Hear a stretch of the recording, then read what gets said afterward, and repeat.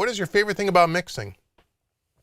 Well, the reason why I like mixing is I like taking raw recordings, good recordings by good artists. That's huge.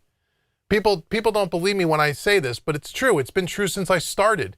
I'd say about 25% of the work that's offered to me, I turn down for a variety of reasons. Usually it's the musicianship and the quality of the recording. I don't mix crappy recordings. I've had people ask me a bunch of times, can you show us how to take crappy recordings and make them sound great? And the answer is absolutely not. There's no such thing, no matter what anybody tells you. You know, you could take certain things and fix certain things. I'm not saying there's nothing that can be done, but crappy recordings only sound like crappy recordings. It's hard. You're not going to polish a turd. So I don't do that.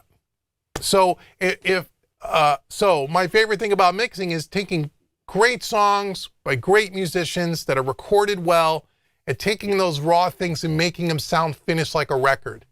Because even if the recording is really good and even if the musicianship is stellar, the raw recording to the finished product, big difference.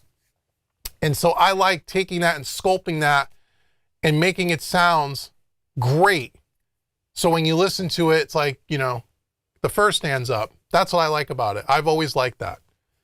So that's my favorite thing. There's not one favorite thing I like about it. I like the whole process, but just taking something that's in its rawest form and making it sound awesome. And then working with a client and looking at the look on their, I mean, that's probably my favorite thing too, is, you know, when you have a client or an artist that's really happy, it is a good feeling. You feel proud. At least I do. I mean, you know, I've had times where I did a record last year for someone, a full album, and you know, they listened to a couple of the first couple of mixes they said they listened to them around in their car, and you know, it was a female artist, and she said she cried happily. Didn't cry like, oh my God, who did I hire? But she said that it sounded so good to her, it brought her to tears. And I you know, that was like, you know, that I was able to take something and invoke an emotion in somebody like that. That was like, wow, you know, that doesn't happen every time, obviously. But yeah, so it's really seeing the way, you know, or like if you watched my, if you haven't watched my video, I think it was last week on the follow-up video on the Trinoff. And we're going to be doing another one soon. I'm doing an interview with one of the engineers from the Trinoff. We're just trying to work out our schedule. He's getting ready for NAMM, but after NAMM. Anyway, if you watch that video, I actually read you an email of a mix I did for someone. I read you the email that he wrote me. I finally played your mix of Eye to Eye, name of the song. In fact, I played it no less than 9 times before writing this email. I played it on my studio monitors twice, my cell phone twice. I burned a CD and played it in my car. I played that CD on an old-fashioned boombox. I then played it back twice through my TV, and there was another playback, but I'll be damned if I can remember at this moment what it was. So he did it, but he played it on all those systems. It translated wonderfully on all platforms. Marvelous. The crispness and the opening piano is stunningly delicious. The bass is tight, the snare is orgasmic, and yet it sounds like Elm Treason, name of the band. It sounds like a unique band that we try to maintain, that rockin' acoustic thing that we don't hear too many people doing.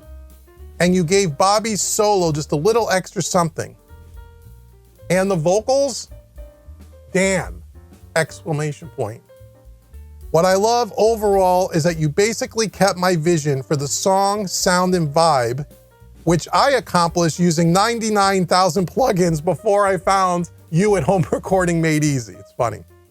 And you use those techniques I've been watching you talk about and implement along with Analog Love, giving it a nice open sound that breathes.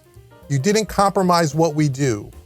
Bravo, just freaking bravo. And it was really talking about the Trinoff and the room correction, but really how happy he was. And so that's really my favorite thing. I like taking it and making it sound good, but I really like when the client is really happy. And when they write me an email like that and they're just like, wow, you know, that makes me feel good. Because, because like, yeah, as you know, and you guys all know, if you're engineers or if you're musicians and you're, guitar players or drummers or whatever, it takes a lot of years to get good at being a musician, right? It takes a lot of years to become good at mixing or recording or whatever you're trying to do. And even though I'm still, nowhere, I'm still learning. I'll never be finished, right? I'm always feel like I'm getting better, or at least I try. So it's just, you feel a sense of accomplishment. And if you can make somebody happy like that, that's probably my favorite thing. So that's a long-winded answer, but hope that helps.